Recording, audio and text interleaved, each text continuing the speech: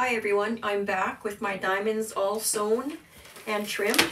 So this is my bag one. So I'm just going to show you here.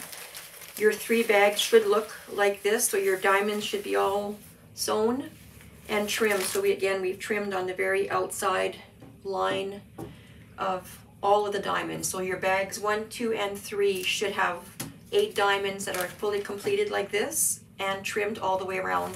And again, pay attention to the tips of your diamonds. Top and bottom have little notches on there. Important to have those notched like they are on the paper. That's going to help us with the assembly in lining up our pieces with the next piece. So make sure you've done that. If you haven't done that or you're not quite at that point yet, just hit the pause button and go do that and then come back to me. All right, so we have trimmed all of ours. So I'm just going to show you how to lay this out. So if you go to your page 3 in our addendum, there's a diagram at the bottom of page 3, which we're going to use to lay out our diamonds and our background pieces. So we have the template name on all of these pieces for you to see. So, and it's telling you which bags to use here. So the 2 diamonds at the very tip of our diagram come out of bag number 1.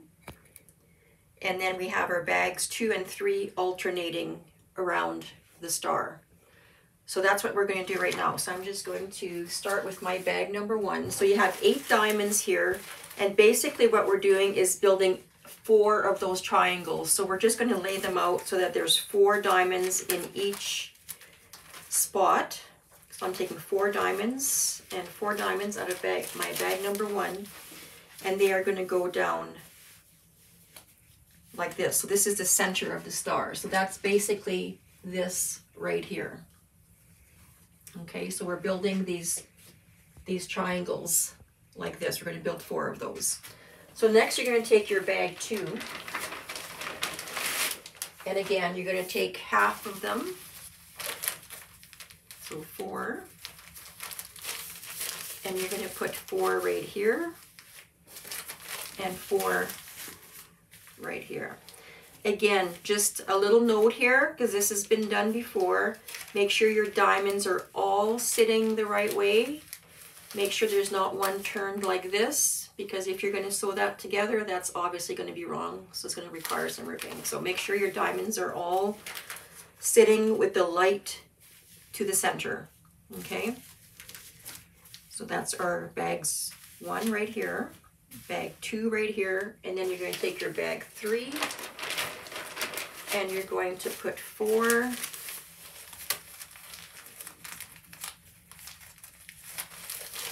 here and 4 over here. So that's the placement for our diamonds. So now we're going to grab the bag that says background pieces, and in there you'll have your CL 1, 2, and 3 and your CR 1, 2, and 3, just like in the diagram. So your CLs are going to go on this side and your CRs are going to go on this side. So again, just for the diagram here, you're just going to follow exactly what it says. So you're going to find your CL3, 2, and 1. So I have got my 1 here on top. And that's going to go like this. Your 2 is going to go here. And your 3 is going to go up here. I'm just going to overlap mine here so it doesn't fall down. And then same thing on the R side. Your CR1 will go up here. Your C2 is going here. And your CR3 is going to go here. It's going to go at the end here, but just so you can see, it's right there. So basically now, so we've got our 4 triangles stacked one on top of one another. So we're going to sew those together so that the top piece of each pile here is going to create 1 triangle, and then the second piece will create the second triangle, so forth and so forth, and so on and so forth. And then we're going to sew our rows together. So I'm just going to send you back to Judy's pattern, the Quiltworx pattern, now page 10 of that pattern. So that's this, your pattern is right here. And you're going to turn to page 10.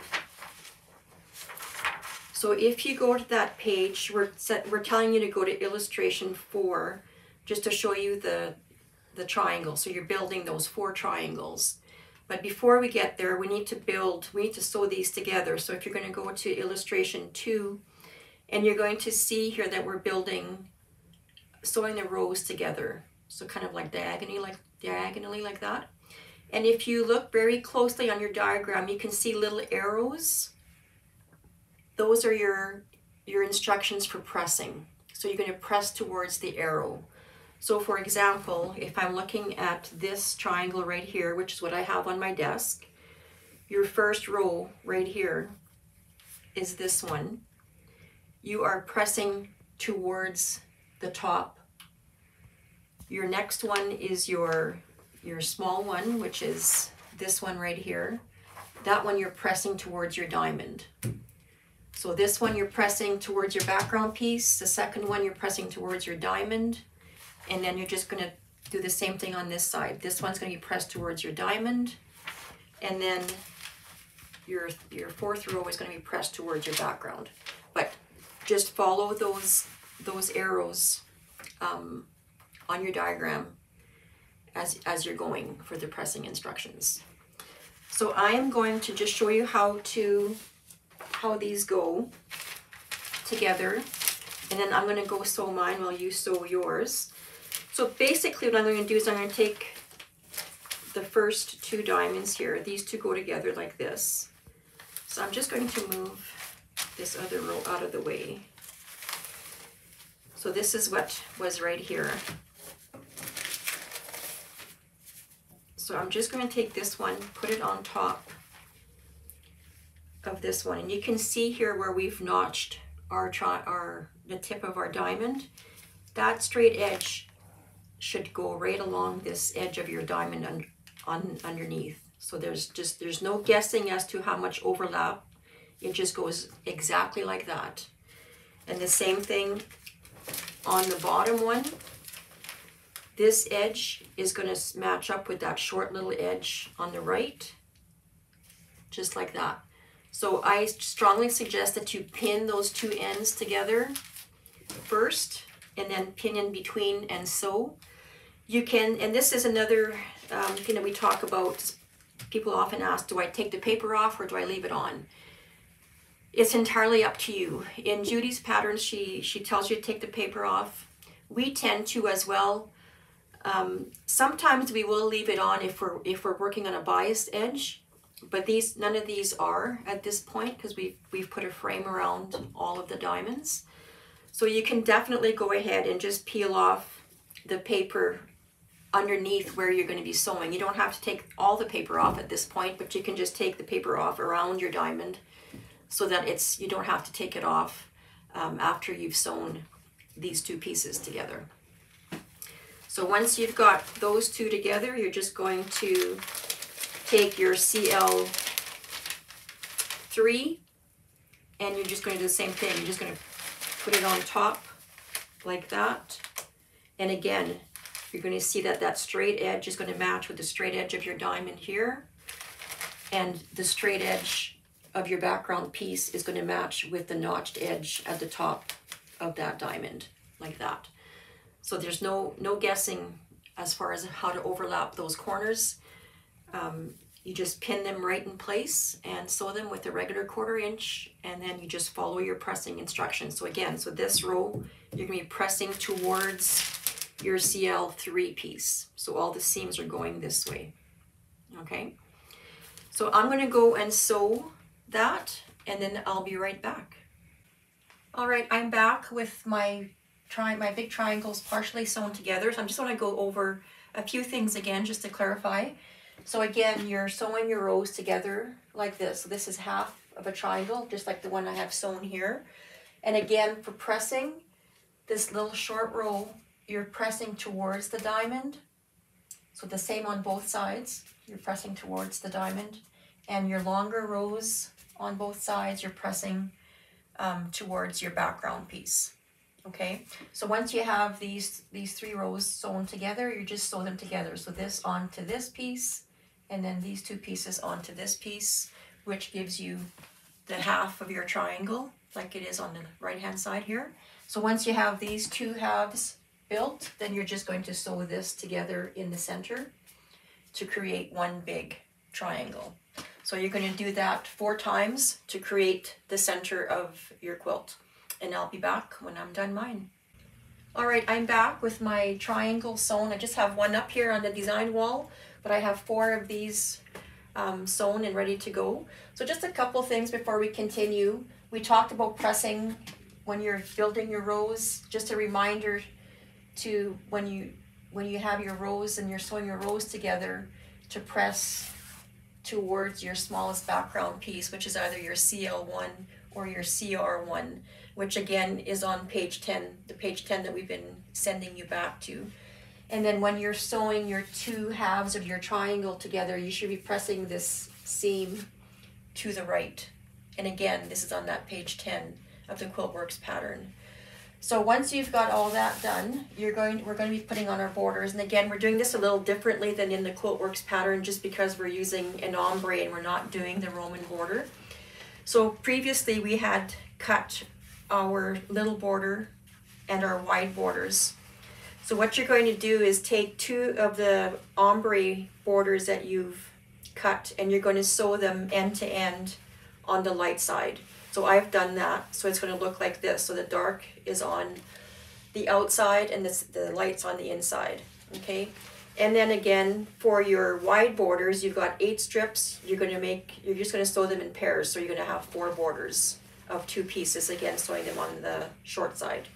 Once you have that done, this border is going to go up here. I'm just going to pin this up here. And your big border, your wide border, is going to go on top of that.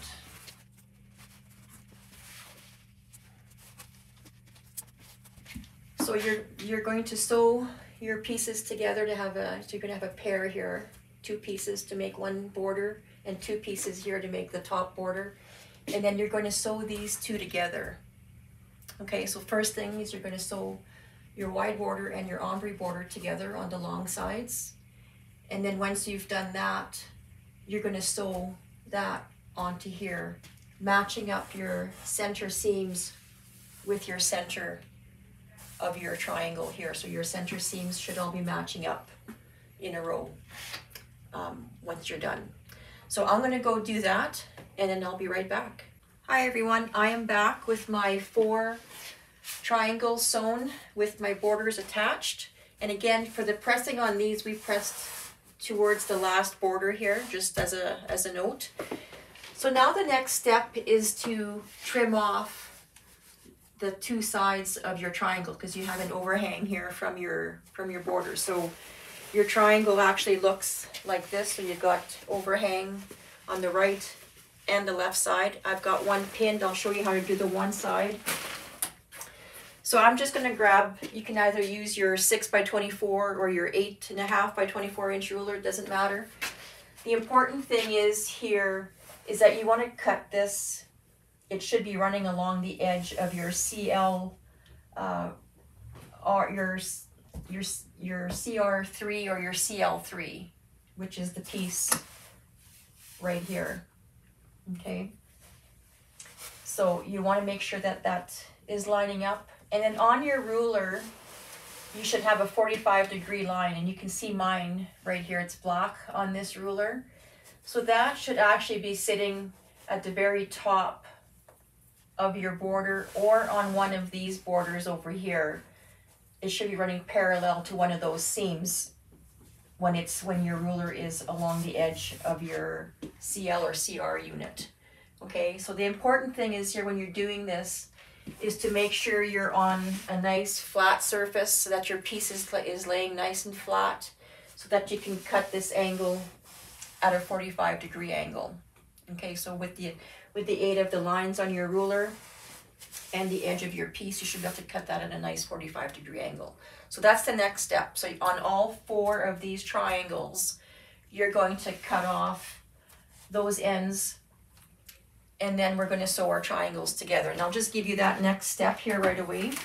So once you've trimmed off that angle, it's going to look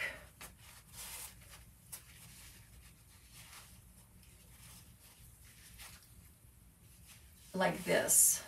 I'm just going to tuck that in there. So your ends are going to look like that. A nice 45-degree angle.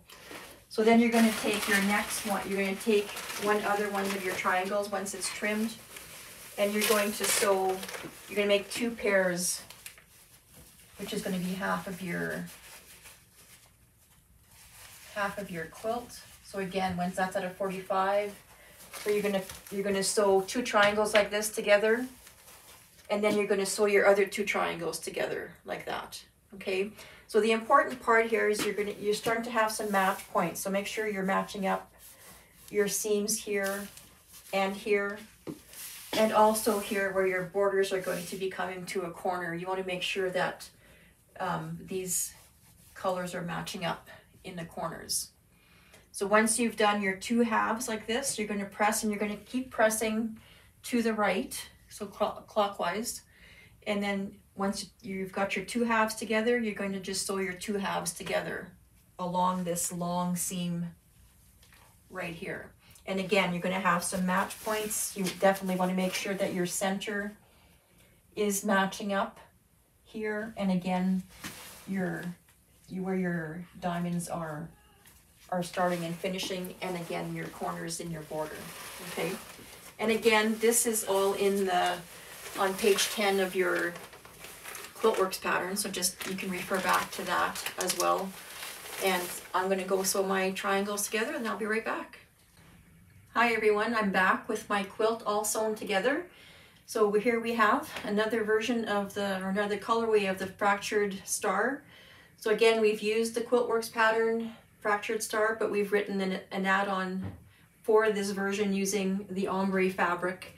And in our add-on pattern, we also have the instructions. If you're not using an ombre, you can also use 4 colors fabric. So then you would have 1 color here, 1 color here, 1 color here, and 1 color here. So you'd need 4, but same thing, they're graduating from light to dark in 1 colorway. Or you can use 8 colors as well. So those instructions are in our add-on pattern that go with the fractured star pattern from Quiltworx. So if you've enjoyed the class, join us for some other paper piecing classes that we have. We currently have a flower through lattice that's ready to go. And in the next little bit, we will also be doing a class on a variation of the summer solstice pattern, whether it's the wall or the queen version. We're swirling the stars. So again, we've written instructions on how to do that. So if you're interested in any of that, come find us and join us for another class. Thank you.